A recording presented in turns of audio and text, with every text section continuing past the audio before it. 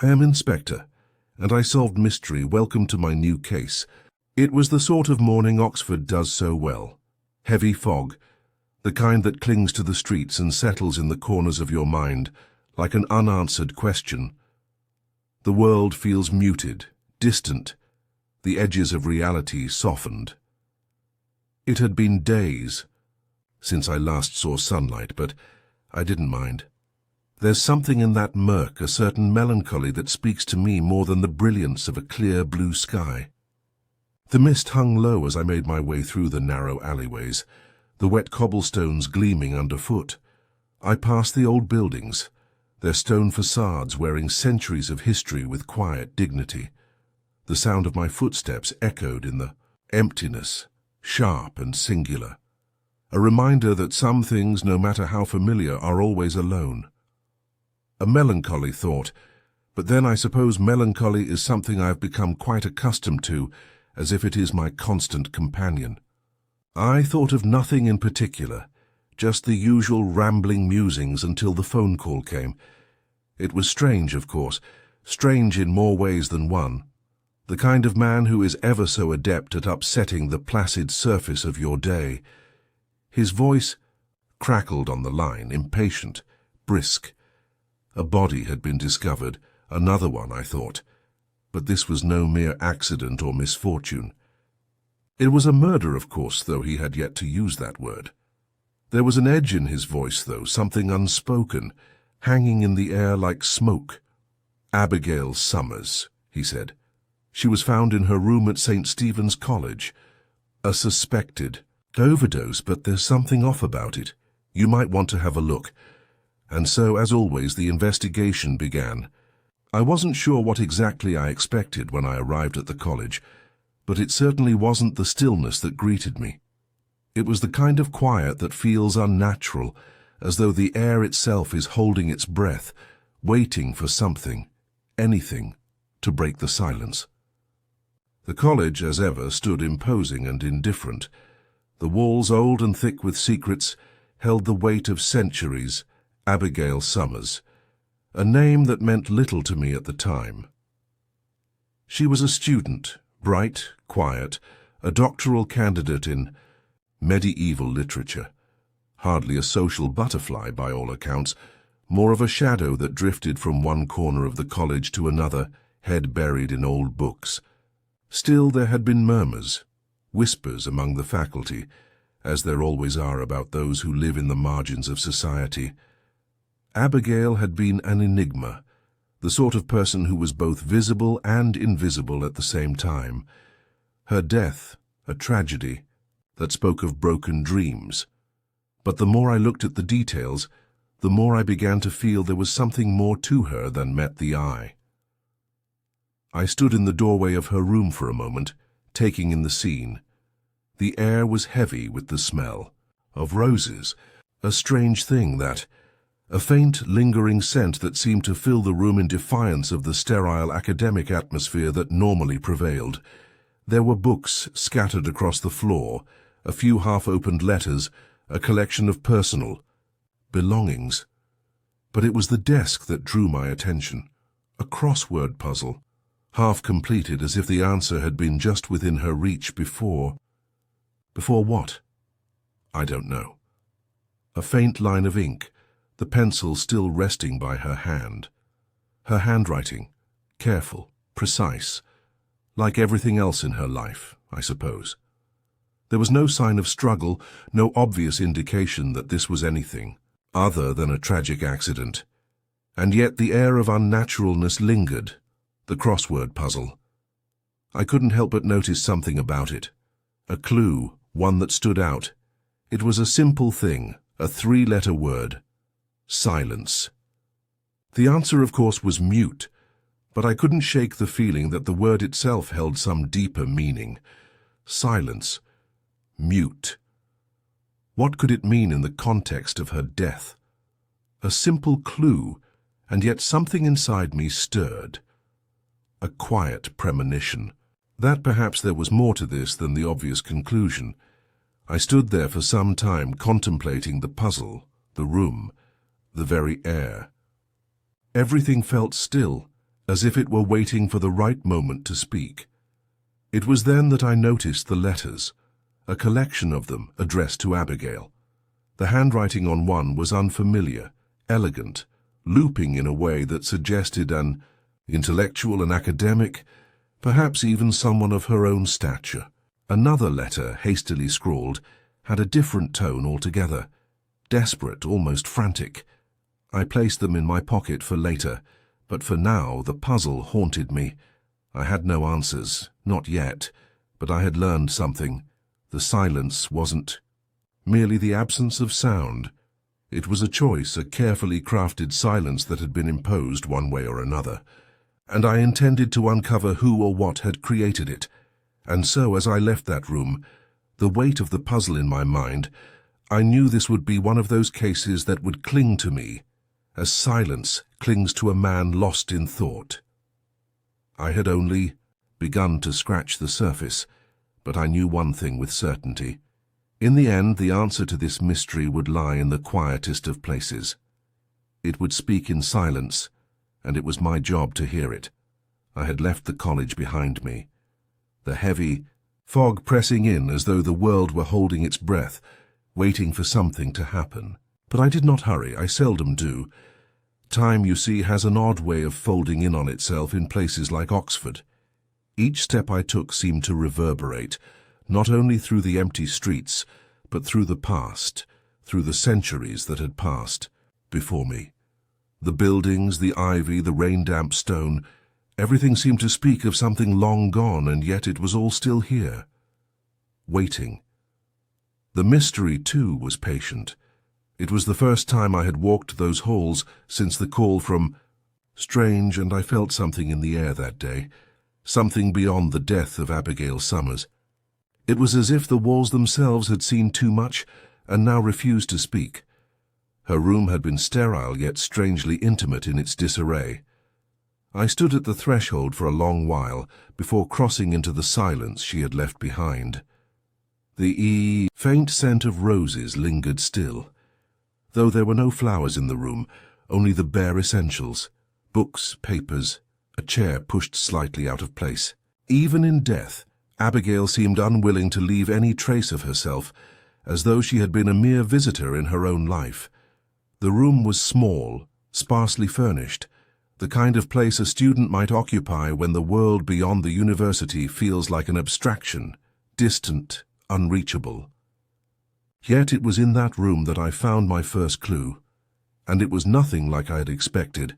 On the desk near the window, where the grey light filtered through the damp air, was the crossword puzzle, half filled, the pencil still resting against the paper as if it had been abandoned in haste. The clue that caught my eye was simple enough, silent in more ways than one.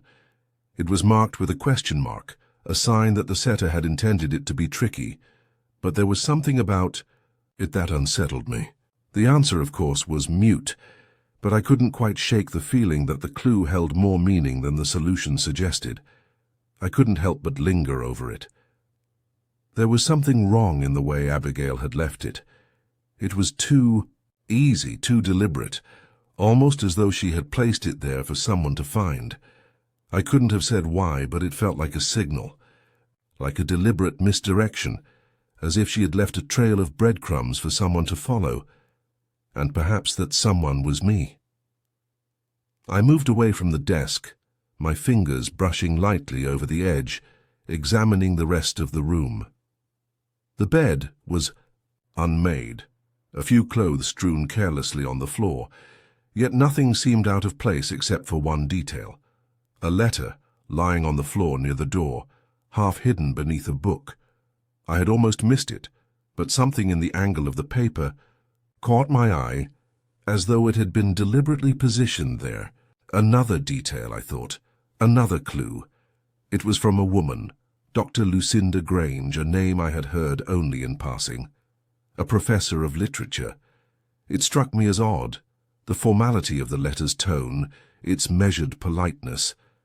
Abigail had not been a particularly formal person, or so I had been told. She had been something of a recluse, known more for her sharp intellect than her social graces, The letter, however, was full of praise for Abigail's work, but it carried an undercurrent of something else, something I couldn't quite place. I turned the page over in my hands, searching for something more, but it was the next thing I found that caught my attention. On the back of the envelope, beneath the postmark, was a smudged ink stain, the shape of it faintly resembling a rose, a subtle detail, hardly worth noting unless one were looking for it. But I was looking for it. I placed the letter carefully back on the desk and stepped back. Something about the puzzle, the letter, and that fleeting rose-shaped ink stain told me that I was not dealing with an ordinary death. No, this was something more intricate. A puzzle, yes, but one that had been carefully constructed. I walked over to the window, my thoughts turning back to the crossword. Silent, in more ways than one. It seemed to speak of something deliberate, something hidden. It occurred to me, with an almost sickening clarity, that the silence Abigail had left behind might not have been the result of a sudden death. No, it had been planned. The silence wasn't an accident. It was a message, a choice. And somehow, I knew that the answer to the puzzle, just like the answer to Abigail's death, would not be found in the obvious places. It would be buried in the margins, in the details most people overlooked. I made a mental note to speak with Dr. Grange. Perhaps the letter had more to tell me than I realized, but for now I stood there for a moment, looking out over the misty streets of Oxford. It was a quiet moment, yet it felt anything but peaceful. The case had begun, and I had already begun to feel the weight of it, heavy, suffocating like the fog that surrounded me. Oxford, in the early hours of a still morning, can feel like a theatre waiting for its audience to arrive. The rain had subsided, but the sky remained heavy with clouds as though the day itself was in no mood to begin. I found myself again walking through the familiar wet streets, the sound of my footsteps muted by the dampness in the air, as if even the city wished to speak in whispers. It had been hours since I left Abigail Summers' room, hours spent turning over her sparse belongings, listening to the silence that seemed to echo louder than any answer. By the time I had settled at my desk, the day had begun in earnest. Strange had insisted I speak with the people who had known Abigail best, her colleagues, friends, and perhaps someone who might shed light on the darker corners of her life. It seemed a simple enough task. But as always, I knew that simplicity was a luxury I could not afford. I had already gathered the names, and I began with the most immediate, Dr. Edward Ferris, a professor of medieval studies. The one whose shadow seemed to linger over every corner of this investigation. He was precisely the kind of person I had come to expect, a man both brilliant and deeply flawed, who preferred to hide his insecurities behind the walls of his intelligence. From what I had gathered, he and Abigail had shared more than academic pursuits. Their relationship, if it could be called that, had always been strained. He had a reputation for ambition, a trait that did not sit comfortably with the more humble and thoughtful Abigail. He was, as I suspected, eager to talk, but his words were heavy with the weight of something unsaid. As I sat in his office, A.C., sparse room lined with the dusty tomes of forgotten centuries, Ferris leaned across his desk, his eyes fixed on a book in front of him. He spoke quickly, his voice betraying a tension that was palpable even through the politeness of his words. "I always admired Abigail's mind," he said, his gaze flicking up to meet mine. "But she was different. We had our disagreements. Of course, she was stubborn, and she held her own views on our work. I've never been one to mince words, but I respected her." I noticed, though, that his fingers lingered a little too long on the spine of a book, as though seeking reassurance in its solidity. The smallest gestures often carry more weight than the grandest statements, and Ferris had yet to reveal anything truly significant. The rest of our conversation was an exchange of pleasantries, each of us feeling our way through the conversation, aware of the delicate nature of the topic. There was something in his tone, something guarded, that suggested his respect was tempered by something more primal, more possessive.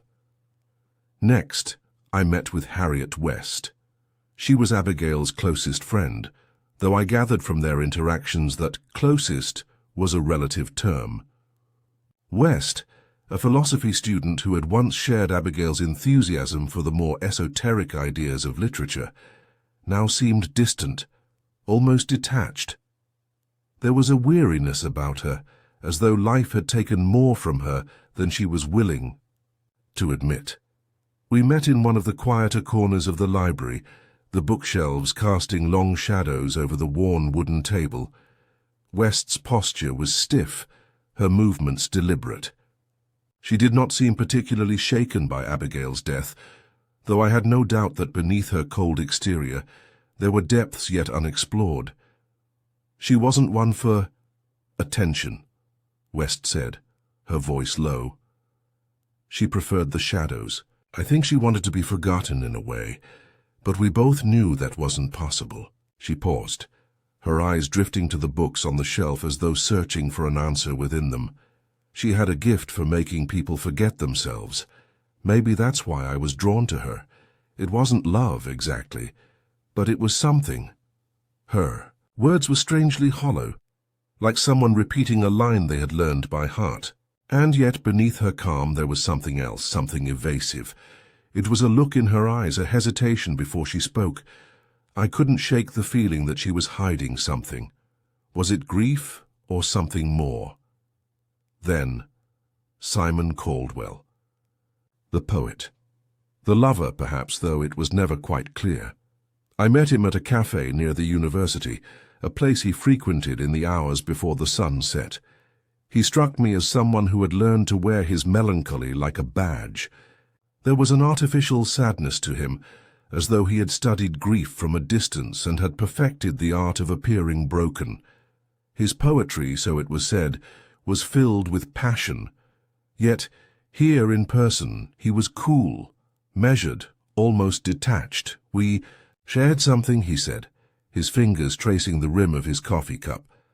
A sort of understanding. She didn't need me to speak much. She preferred silence. He smiled, the corners of his mouth curling into something barely resembling affection. Perhaps that's why she never spoke of what really mattered. There it was, a subtle flicker of something unspoken, something hidden just behind his eyes. But it was gone before I could grasp it fully. I had no doubt that Caldwell had known Abigail in a way that few others had, but I was left with the uneasy suspicion that his affection was not the pure, poetic sort. There was something more, something darker beneath his facade, and so I sat, reflecting on the fragments of lives that had intersected with Abigail's. Each of them, in their own way, had known her, but none of them truly understood her. Each had their own secrets, their own shadows. Perhaps in the end it was those very shadows that had led to her death. The puzzle was beginning to take shape, though I knew that its final pieces would not fall into place easily. And there was something about the way these people spoke, each in their own guarded way, that suggested they were more than mere witnesses to her life. They were players in a story whose ending had yet to be written. It had been days since I first walked through the door of Abigail Summers' room, and yet the images lingered in my mind, like old photographs fading at the edges, their sharpness softened by time. The crossword, the letter, the faint scent of roses, each of them whispered something to me, though their meaning remained stubbornly out of reach. I spent those days in Oxford's quieter corners, seeking answers in places where they might not exist, listening to the silence that grew more pressing with each passing hour. But it was in the most mundane of places that the next clue revealed itself. A forgotten letter, hidden beneath a stack of old papers in my office, the very one Abigail had received. The envelope had no return address, yet the handwriting on it was unmistakable. The same elegant flowing script that had accompanied the letter she had left in her room. This was a different letter, though, a different voice. I sat in my chair, the letter trembling in my hands, and began to read. The words were courteous, they even affectionate, but there was an undercurrent of something deeper, something more pressing. The tone was one of a shared history, of an intimacy that was both concealed and yet made evident by the words themselves. Dr. Lucinda Grange, a name I had noted earlier, but had not yet pursued with any real interest, had written to Abigail. Her message was polite, full of praise for Abigail's academic pursuits, but there was something else hidden between the lines, a certain insistence, perhaps, that Abigail finish her work. The mention of unfinished business, of completion, was a subtle tug at the fabric of a life that had now tragically been cut short. The letter, though framed in formal courtesy, was too pointed, too insistent. Why had Dr. Grange written so persistently about Abigail's work? It was clear that their relationship had been more than just professional. There was a strange tension in the words, an undertone of something withheld. I set the letter down and for a moment allowed myself to think about the women involved, their lives, their shadows. Dr. Grange, though outwardly calm, seemed the sort to hide her emotions beneath a carefully constructed facade. Her intelligence was apparent, but I could not help but feel that there was something fragile about her, something held together by sheer force of will. I had yet to speak to her in person, but her letter had made an indelible impression on me. It seemed to hint at a story I had not yet uncovered, one whose echoes reverberated in the quiet spaces between the words. I made a note to visit her in the coming days, but it was another letter, one that arrived unexpectedly, that pulled me further into the web of Abigail Summers' death.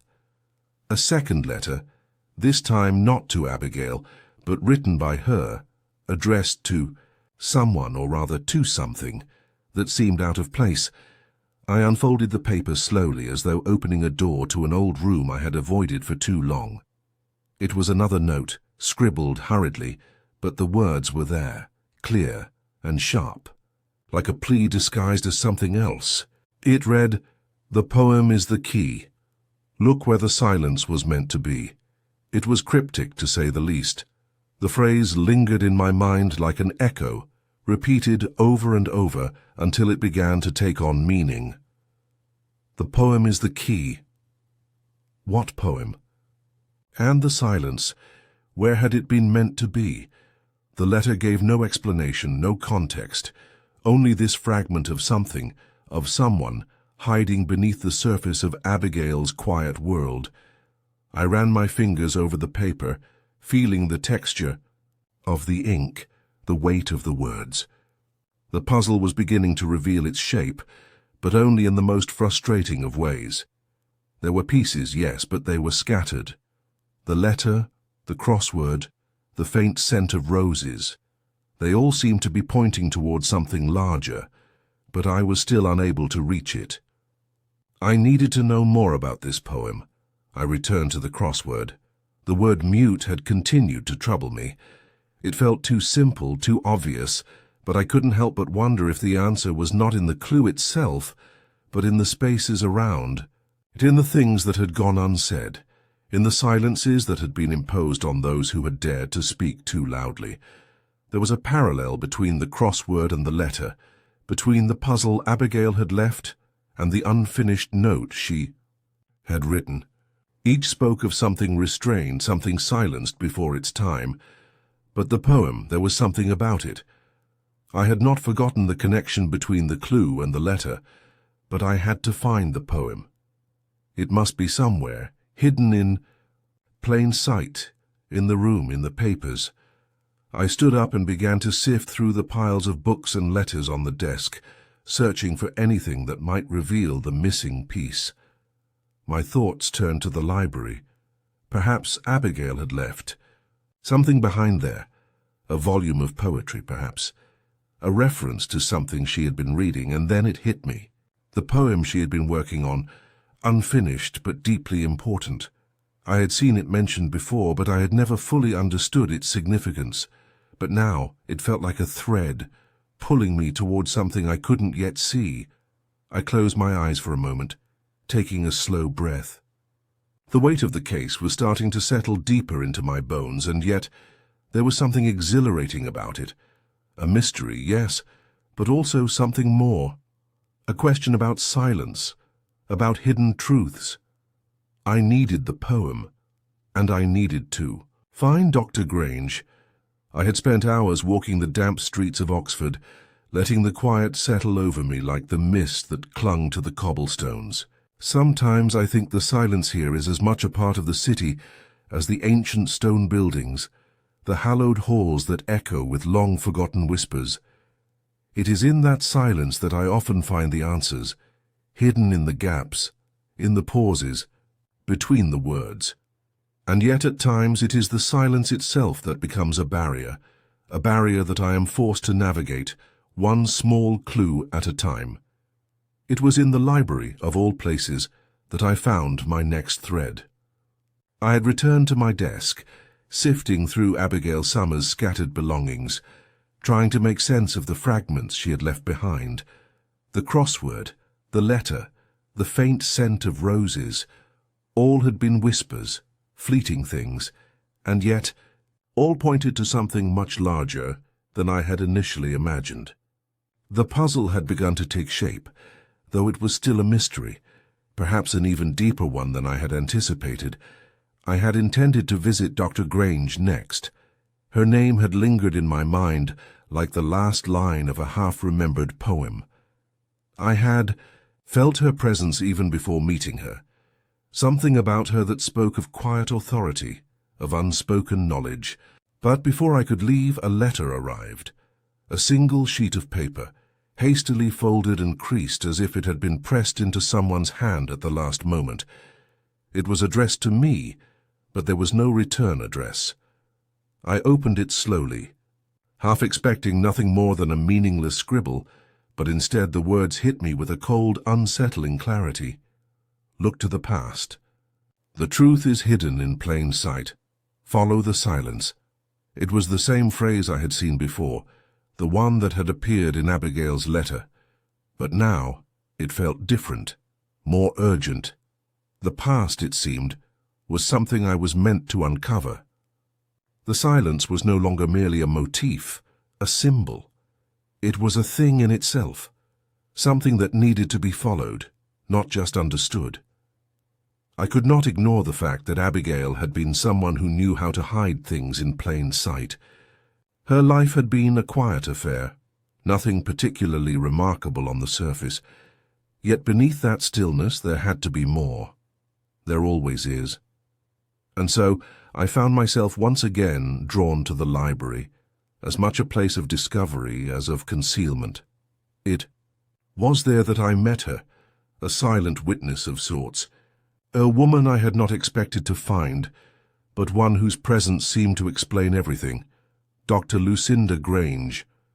She was there, in the shadows of the stacks, her back turned as she leafed through the pages of an old manuscript. The same manuscript that Abigail had been so immersed in, the one I had only glimpsed in passing, its significance only now beginning to take shape. Grange did not notice me at first. The dim light from the overhead lamps cast long shadows across her face, obscuring much of her expression.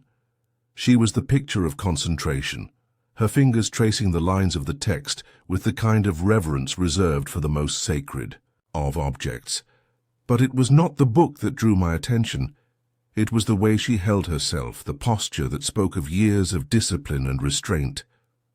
I approached quietly, not wanting to disturb her, but something in the way she held the book, something about the way her hands trembled just slightly caught my eye.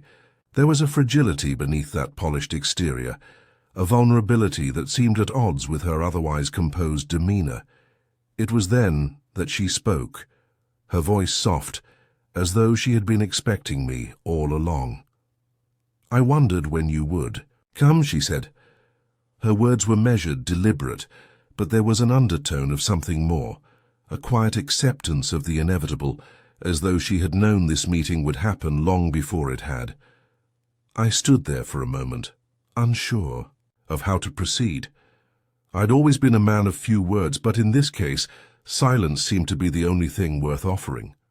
I could sense that she was waiting, perhaps for me to say something, to ask the right question, but instead I merely watched her, allowing the silence between us to grow.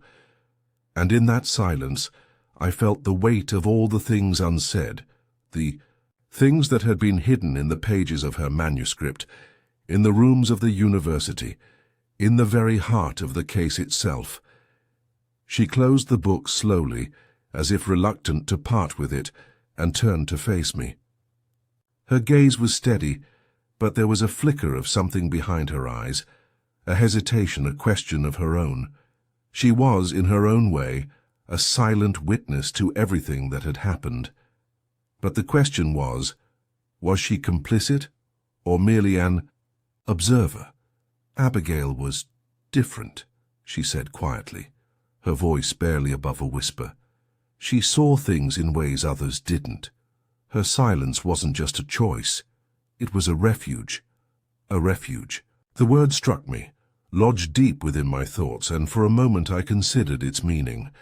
Silence, it seemed, had become both a protection and a prison for Abigail, a way of shielding herself from the world, or perhaps a way of shielding the world from the truth. I had learned something in that quiet moment, something I had known all along but had yet to fully understand. The silence wasn't merely the absence of sound, it was the presence of something far more elusive, something that could not be easily grasped. And it was in that silence that the answer would be found. But Grange had more to say, though I sensed she was not yet ready to reveal everything. She was the key, I could feel it in the air between us, but what she knew and what she was willing to share were two very different things. As I left the library that evening, the silence followed me, a companion that seemed to grow heavier with each step. There were answers, yes, but they remained just beyond reach, hidden in the shadows of the past. The evening had settled over Oxford in a familiar, almost ritualistic fashion, rain, soft but persistent, like the world was washing itself clean of some lingering secret. The streets shimmered under the street lamps. The stone buildings hunched beneath the weight of the rain, and the air was heavy, thick with the damp smell of wet stone and the musk of old books. I had taken to walking the city more often these days, trying to piece together the fragments of Abigail Summer's life, and in a way my own. I had reached a point where the case seemed to fold in on itself, as if the questions I had been asking were all leading back to one thing: silence. Silence, the thing Abigail had left behind, the thing I could not quite place, but could feel pressing in on me like the rain.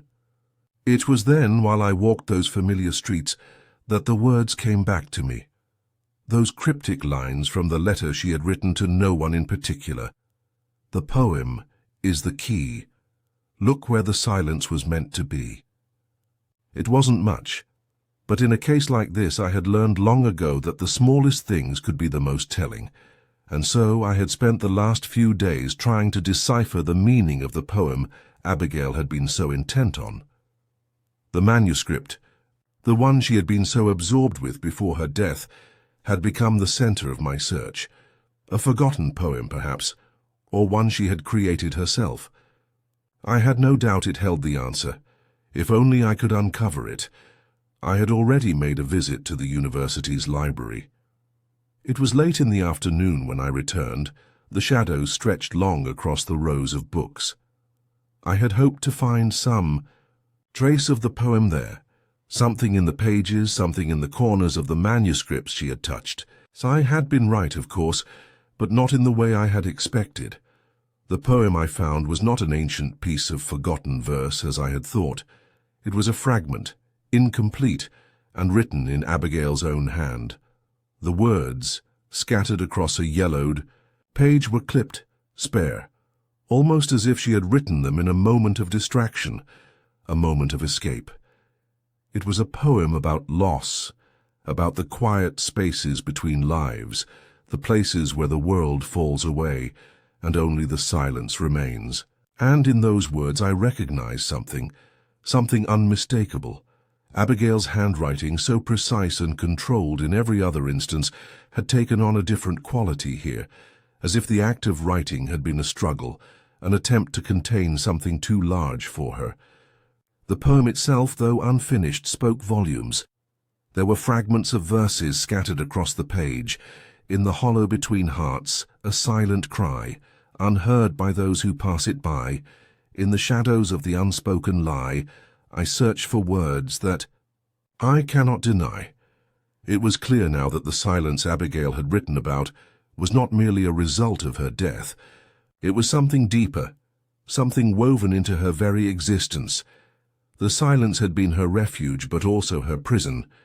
She had sought to understand it, to make sense of it.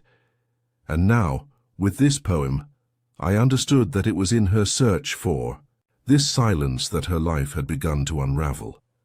The connection to her death became clear in that moment. The silence had been a constant in her life, something that had shadowed her every move. And yet there was something else in the poem, something hidden between the lines, a question that had remained unanswered. I sat there for a long time, staring at the page, feeling the weight of those words pressing against me. I had thought that the poem would reveal the truth, would lead me to the key to Abigail's death, but instead it had only deepened the mystery. The poem was a map, yes, but one that led to an uncertain destination. Where had Abigail gone, and why had she sought the silence so desperately? And then the clue came to me. Something subtle, almost too easy to dismiss. One word in the poem stood out, a word that had been written in a hurried scrawl, barely legible. Hollow. It had appeared in the line, "In the hollow between hearts," a silent cry. There was no immediate significance to it, but it lingered in my mind, refusing to fade. Hollow. What did it mean? I had seen the word before, I realized. In the library. In the letter from Dr. Grange. I had read the phrase, "the hollowed-out mind," in her correspondence with Abigail, a remark made in passing, one that had seemed insignificant at the time. But now it made sense. The hollow, the emptiness that Abigail had been drawn to, had perhaps even embraced, was not just a metaphor for loneliness. It was something more profound.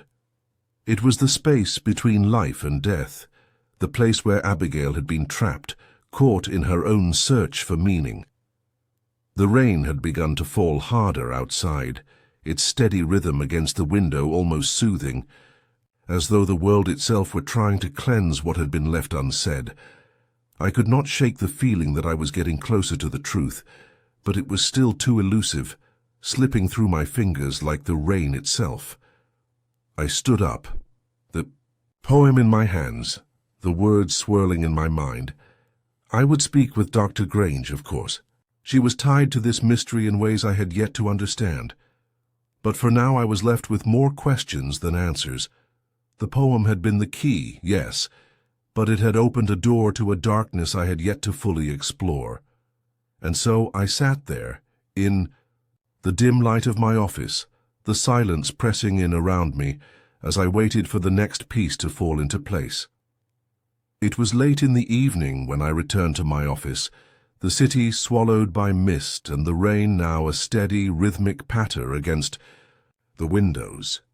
I had taken to walking the streets of Oxford more often, though I wondered if it was the quiet of the place, the way the old buildings seemed to listen more than speak, that called me back. It wasn't so much the case I was chasing, though that, of course, was always a pull. But something else, something in the shadows, something left unsaid. Abigail Summers had been one of those people who understood silence, even lived in it. I'd seen it in the way she approached the world, quiet, hesitant, observant, but it was the crossword puzzle of all things that had kept me returning to her room, searching for answers where others might have overlooked. A crossword puzzle, something so simple, so mundane, yet there it lay at the heart of everything, quietly suggesting that the key to this case might be hidden in plain sight. I sat at my desk now, staring at the crossword I'd carried with me all afternoon. It had been the first thing I noticed in Abigail's room, the clue that had seemed so innocent at first glance. But that crossword had stayed with me, its rhythm, its logic, its silent insistence that there was more beneath its surface. The clue that had caught my attention the most was a simple one in retrospect, silent in more ways than one. The answer had been mute. Simple, yes. But something in the way it was phrased lingered in my thoughts, like an unfinished note in an old song. I spread the puzzle across the desk and began again, running my eyes over the other clues. The word mute had stayed with me, yes, but it was the intersecting letters that mattered, the ones that connected mute with another word. I glanced at it again, and this time the word jumped out at me. Hollow. The word had been placed in the answer grid, just beneath mute, an intersection of clues that was as subtle as it was crucial. A connection, delicate yet undeniable. Hollow. The word lingered, its implications subtle yet profound. Hollow. Was it referring to the absence of something, an emptiness, a void? The silence between the words, between the spaces that no one dared to fill. It was too neat a coincidence, too perfect a pairing for it to be accidental. I remembered the poem Abigail had written, the one she had left behind. Her words, those fragments of verse, had hinted at a kind of hollowness too, a space between hearts, a hollow left by the absence of words. The connection, though vague, had become clearer in my mind. There was something in this emptiness, something that needed to be filled, if only I could find the right way. It was then that I remembered something else, a forgotten detail that had slipped my mind until now. Dr. Lucinda Grange had spoken about Abigail's fascination with the idea of emptiness, of the absence of meaning that ran through her studies. She had mentioned something about an ancient manuscript Abigail had been studying, something about a philosopher who had written extensively on the concept of hollowness in human experience. It was too much of a coincidence to ignore. I needed to find that manuscript. I turned back to the crossword, my fingers tracing the letters on the page. Hollow.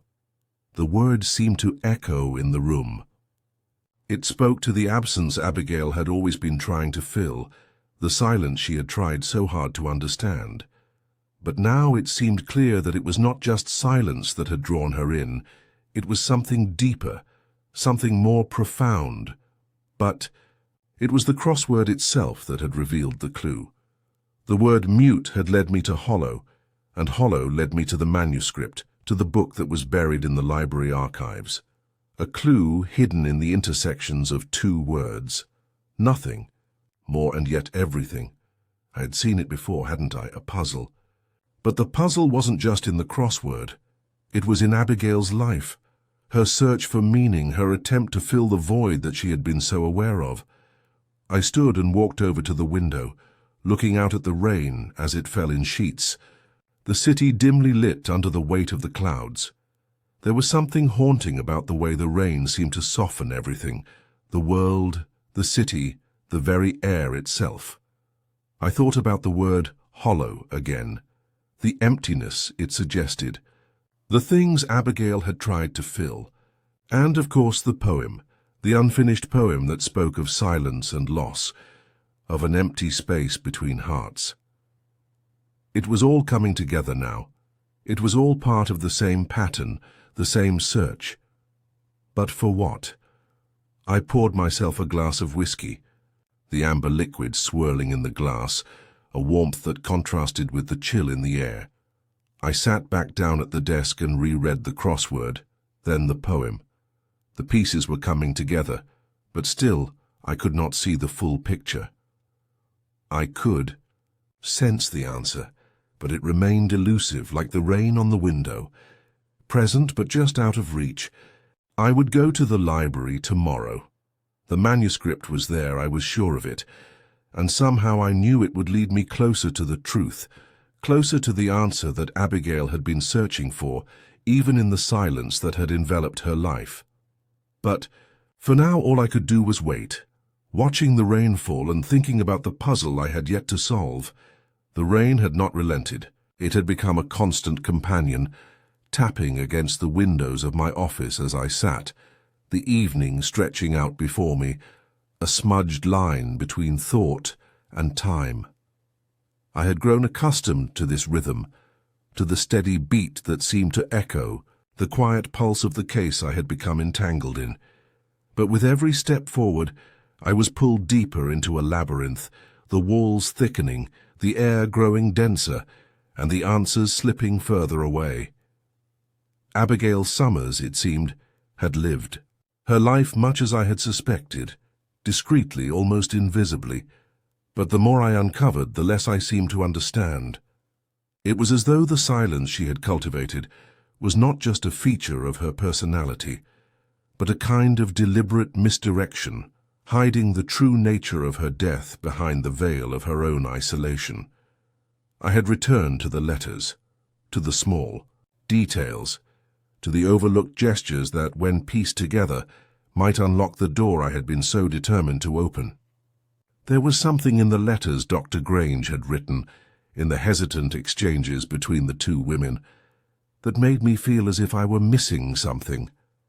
At times I wondered if I was merely chasing shadows, diverting myself with minor details that, in the end, would lead nowhere. And yet, the feeling that I was on the right track persisted. How many false paths had I followed in the past? And yet, how many had led to truth once the fog had lifted? It was the crossword again that led me astray. That innocent puzzle from Abigail's room, with its simple clues and seemingly obvious answers, had turned out to be more than it appeared. I had considered its logic carefully, but had I been too eager to find the answer, too willing to fit the pieces where they seemed to belong? I revisited it, tracing the lines of the clues, staring at the completed grid until the answers blurred before my eyes. I had been wrong in my earlier assumptions. The word mute was not merely a clue, not simply the key. It had been a distraction, a false step.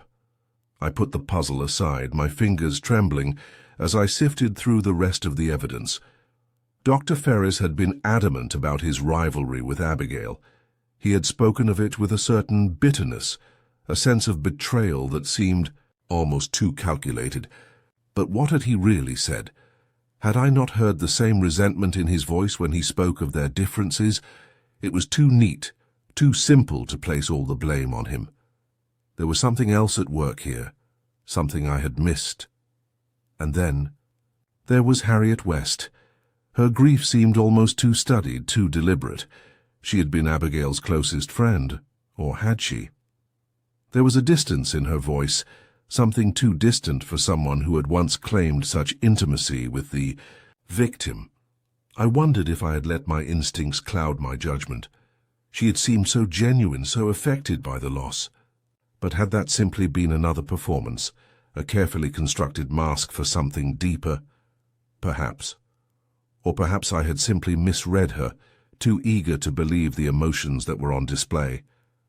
But no.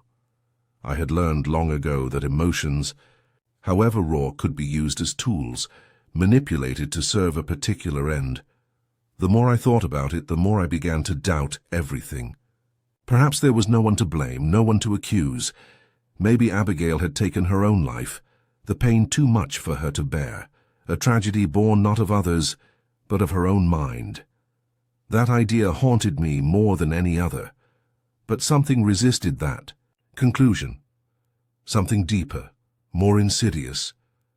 I thought about the poem Abigail had written, about the way she had described silence and emptiness, as though she had been consumed by both. And then the word hollow appeared to me again, as if it had been waiting there all along. Had I been searching for the wrong thing? Had I been chasing the wrong answers? What if the key to this entire case was not the people surrounding Abigail, but the very emptiness she had written about? I poured myself a drink, the amber liquid swirling in the glass, its warmth spreading through my chest as I stared out the window. The rain was beginning to lessen, but the world outside remained grey and uncertain. The longer I lingered over the puzzle, the more I realized that I had been looking in the wrong direction, following the wrong paths. Every question I had asked, every conversation I had held, had been a step away from the truth. But the truth was there in the spaces between the lies, in the silences between the words. Perhaps the answer was hidden in plain sight after all. A piece of the puzzle that had been there all along, a small detail that I had dismissed too easily, too readily. A false path had led me in one direction, but now, with the fog lifting ever so slightly, I began to see where I had gone wrong. The question was no longer who had killed Abigail Summers, it was why. What had driven her to that point, to that final, fatal act of silence? I sat back in my chair, letting the whiskey settle on my tongue, and for a moment I allowed myself to breathe. The case was not over, not by a long shot. But for the first time in days I felt a glimmer of something that resembled clarity. The path forward had revealed itself, not in a dramatic revelation, but in the quiet, subtle shifting of the shadows. Tomorrow I would return to the library. Tomorrow I would find the missing piece. The rain had ceased, but the air remained, thick with the dampness of the world washed clean, as though even the earth had decided to breathe a little more deeply. I had spent the day pacing between the university library and my office, mulling over the case with a kind of relentless obsession. I felt no closer to understanding it, but the sense of something important being hidden from me grew steadily stronger. Abigail Summers' death, her life, was proving to be a labyrinth, and I, like some fool, had been circling its edges, certain that if I could only find the right path, the right clue, it would all make sense.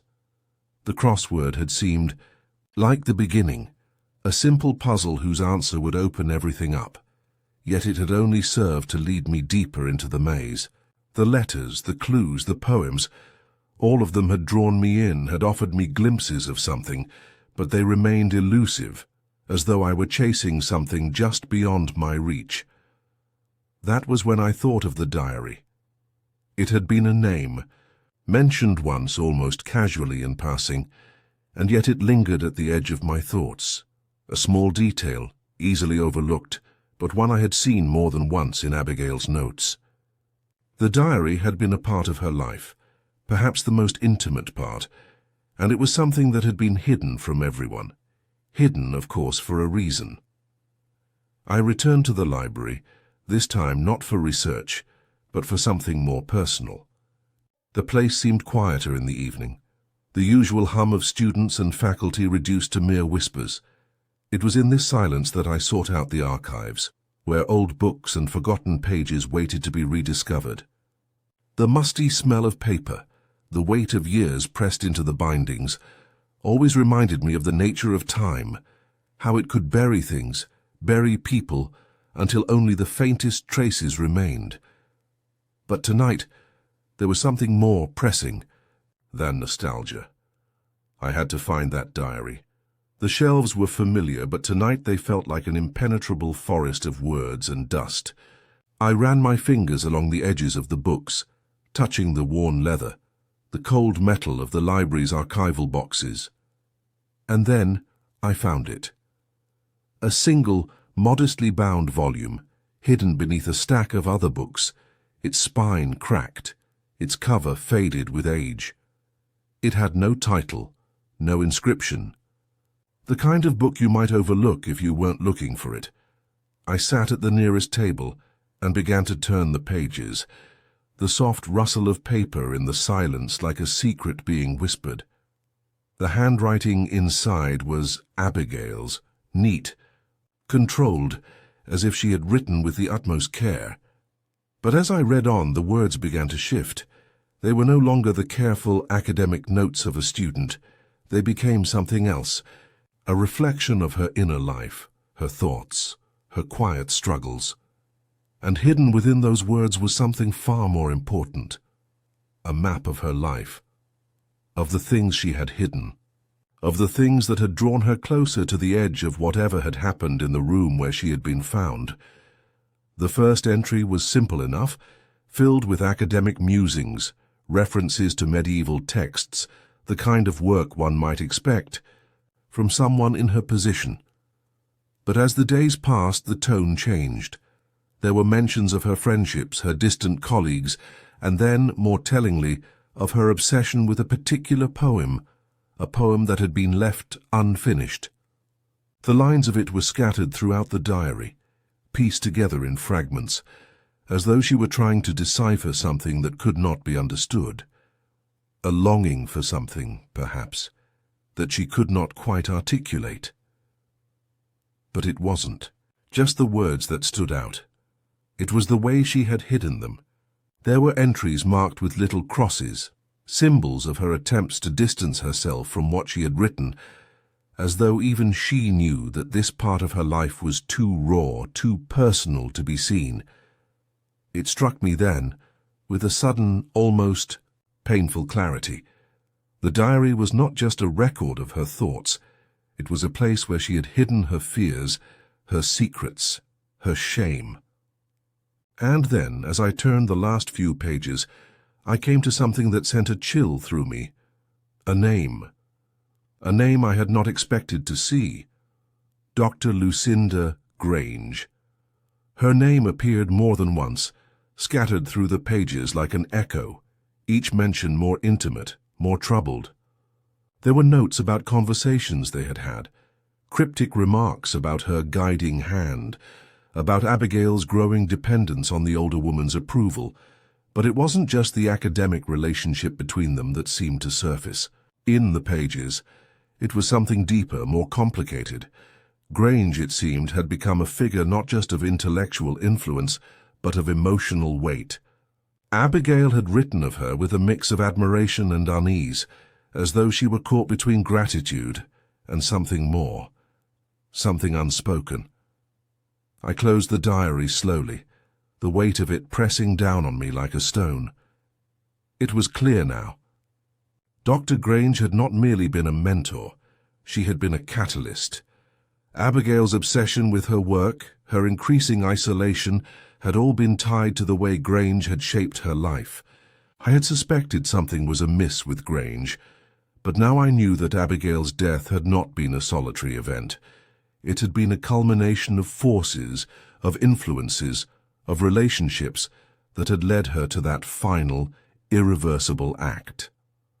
The room seemed smaller now, the air heavier.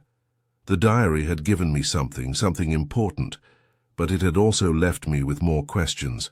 Grange, of course, had to be confronted. But the truth was no longer simple. It never had been. I sat there, holding the diary in my hands, the silence around me now feeling more oppressive than ever. The answers were close, but they remained hidden, veiled beneath layers of meaning, beneath the quiet spaces where even the most careful of words had failed to reveal the full story. I would need to speak to Dr. Grange, but even as I made that decision, I knew one thing for certain. The final piece of the puzzle was not in the words she had written, but in the silence that had surrounded her and Abigail all along. I had always been inclined to think of things in terms of the small details, the overlooked clues. Sometimes it was the faintest flicker, the slight misstep that told me what I needed to know. But with this case, Abigail Summers' death, the pieces had stubbornly refused to fall into place. Each discovery had led to another question, another contradiction, until I found myself standing at the edge of a precipice, uncertain whether the truth was waiting just beyond my reach, or if it had slipped completely out of sight. Oxford, at 2. Night holds its breath. The rain had stopped, but the chill hung in the air like the last vestiges of an old conversation. I walked the quiet streets, the faint glow of the street lamps casting long, wavering shadows. Somewhere in the distance I could hear the soft clang of a bell, but all that filled my mind was the image of Abigail Summers, her words, her actions, the things she had left unsaid. The diary had been a revelation, but also a curse. Dr. Grange had been a constant figure in the background, an enigmatic presence that seemed to thread through Abigail's life, like a dark river running beneath the surface. Grange's letters, Abigail's cryptic thoughts, the crossword, each of these had pointed to something hidden, something buried too deep for even the sharpest mind to uncover. Until now. I had returned to Grange's office earlier that afternoon, the worn leather of the chair creaking beneath me as I watched her sit across from me, her composed face betraying nothing. She had been careful, guarded, but I had sensed that she was no longer willing to hide behind her polished demeanor. There had been a moment, a fleeting moment, when her hands trembled as she passed me a letter, and in that small gesture I had seen something more than all her words could convey. She had been afraid. Of what I hadn't known yet, but it was enough to make her speak. "It's all connected," Grange had said, the words leaving her lips almost involuntarily. She had leaned forward, her eyes narrowing as if she feared someone might overhear. The silence, the emptiness. Abigail was obsessed with it. It was as though she had uncovered something hidden in the archives, something that frightened her. It was not much, but it was enough to send me back to the library, to the very place where this whole nightmare had begun. And there, in the quiet, dusty corners of the archives, I had found it. The final piece of the puzzle, concealed beneath layers of forgotten manuscripts. It was a simple journal, old and brittle, its leather cover cracked with age, no title, no markings. But as I opened the first page, the script inside, the unmistakable flow of Abigail's handwriting, struck me like a blow.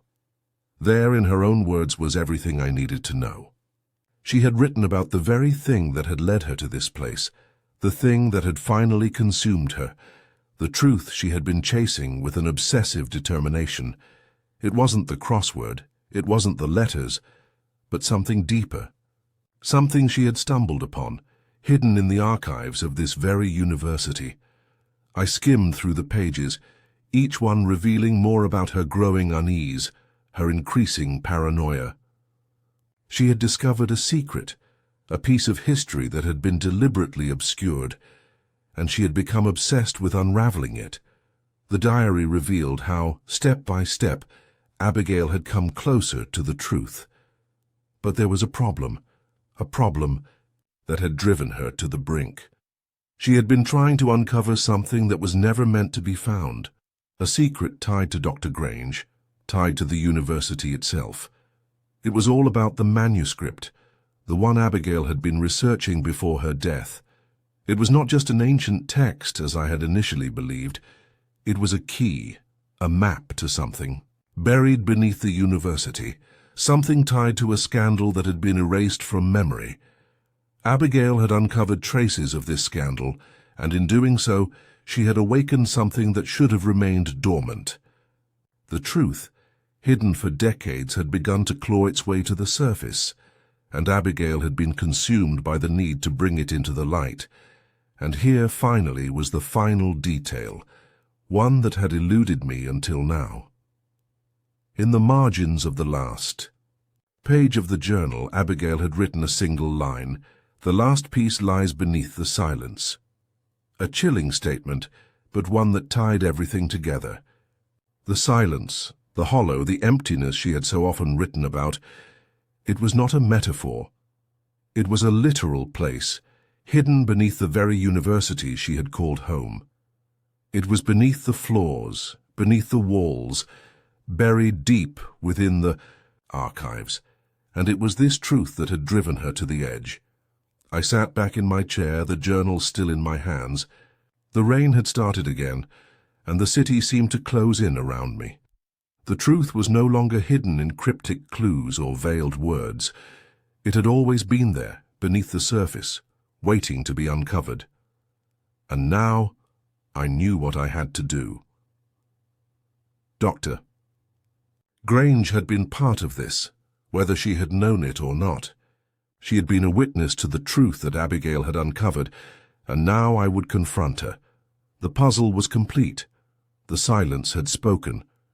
And in the end, it had led me to the one person who held the key to it all.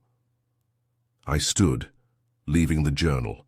On the desk, my mind already moving toward the next step. There would be no more hiding, no more misdirection. The final piece had fallen into place, and with it, the answer to the question that had haunted me since the first moment I stepped into Abigail's room. The truth was waiting, and I would not stop until I had uncovered it, no matter where it led. The silence had settled in once more, this time deeper, more suffocating than before. I had been standing by the window, staring out into the night, watching the rain as it fell in sheets, smearing the world outside. Oxford, at this hour, was a shadow of itself. The streets were empty, the familiar buildings draped in mist, their outlines softened by the wetness.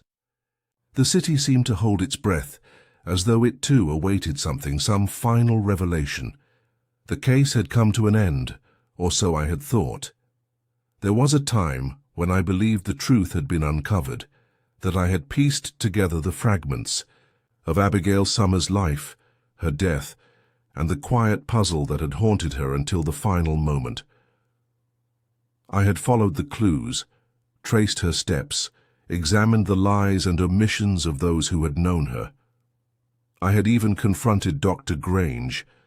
Her mentor and I had seen the truth in her eyes, a truth that, though unsettling, was not unexpected.